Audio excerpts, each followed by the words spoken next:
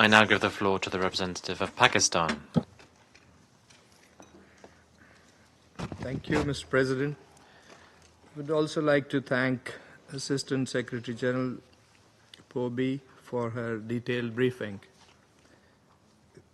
A briefing which is a mix of progress and impediments, of grave concern, but also some optimism, and apparently all linked in one way or the other with the genuine commitment of the parties to peace.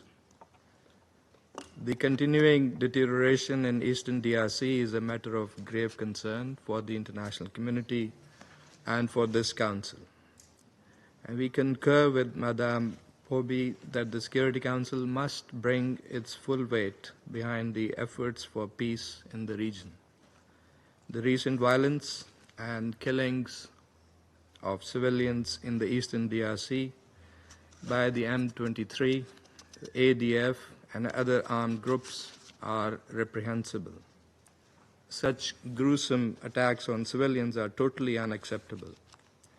The perpetrators, organizers, and sponsors of these acts must be held fully accountable. And these atrocities once again underline the grave threat posed by armed groups to peace, stability, and human life in the region. Mr. President, Pakistan, together with other members of the Council, welcomed the peace agreement of 27 June between the DRC and Rwanda, facilitated by the United States, as well as the Doha Declaration of 19th July between the DRC government and the M23, facilitated by Qatar.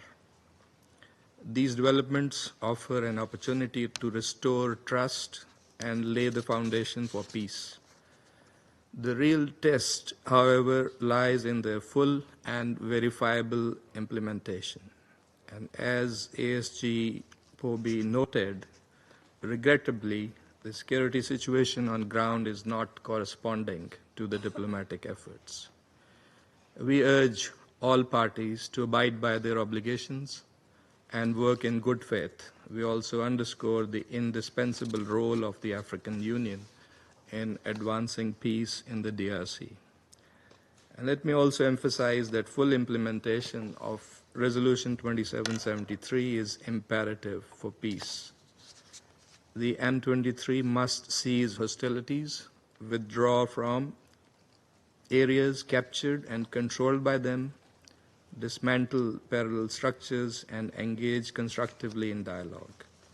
Any attempt to legitimize illegal control of territory by armed groups will only prolong instability. Pakistan reiterates its firm support for the sovereignty, unity, and territorial integrity of the DRC.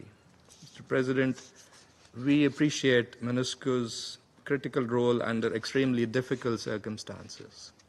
The mission must be adequately resourced to implement its mandate effectively with complete freedom of movement. The hasty withdrawal earlier from South Kivu has had negative consequences, and we should not repeat such mistakes.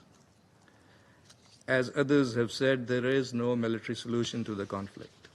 Dialogue and diplomacy remain the only path forward.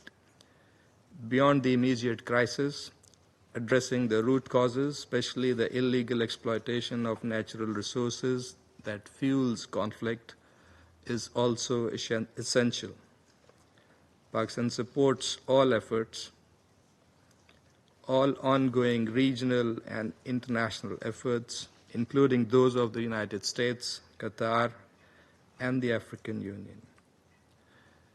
Colleagues, it is not very often to have such a congruence of efforts in support of peace in any situation.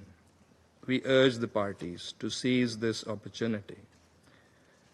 Pursued in sync and implemented with sincerity and genuine commitment by all those concerned, we believe these efforts can pave the way to de-escalation, reconciliation, and a durable and comprehensive peace. I thank you.